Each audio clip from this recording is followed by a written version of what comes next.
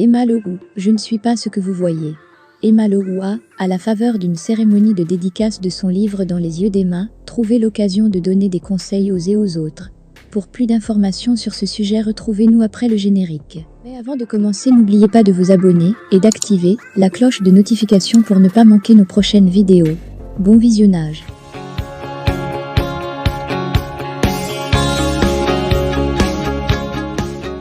Ça me choque que les enfants me reconnaissent dans la rue. Ça me choque que mes enfants fassent de la bagarre à mon fils juste parce que les parents leur ont dit qu'ils ne m'aiment pas ou leur ont dit des choses qui deviennent problématiques pour l'enfant quand il voit mon fils. Tout ça c'est le parent et il ne faut pas rejeter la faute sur l'enfant. Ce sont des enfants, ils répètent ce qu'ils voient et entendent. Au lieu d'être focus sur ce qu'on est sur les réseaux, il leur faut travailler. Je suis d'accord qu'on me juge sur ce qui se passe sur les réseaux. Mais au-delà des réseaux, je suis quelqu'un d'autre.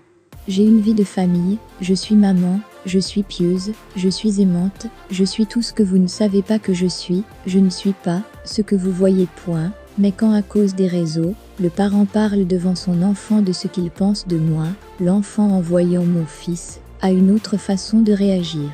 Je suis plusieurs fois à l'école de mon fils pour régler ce genre d'histoire. Et quand à l'école vous demandez à l'enfant qui lui a raconté ce tas d'histoires sur moi, il vous répond « c'est sa mère ». C'est honteux. Alors j'invite les parents à être focus sur l'éducation de leurs enfants. Je pourrais être tout ce que vous voulez, quelqu'un de pas bien.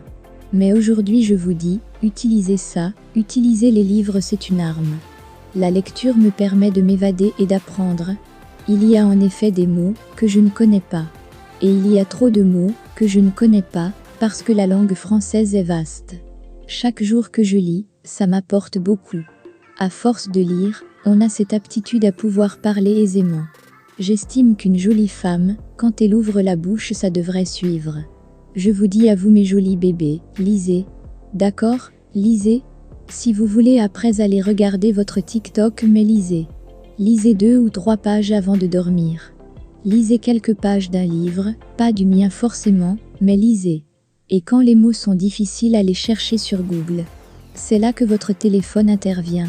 C'est dommage que les gens ont du mal à aller chercher ce qu'ils ne savent pas sur Google. Moi, dès que je ne comprends pas un mot, je vais sur Google, parce que je me dis que c'est à cela que ça sert.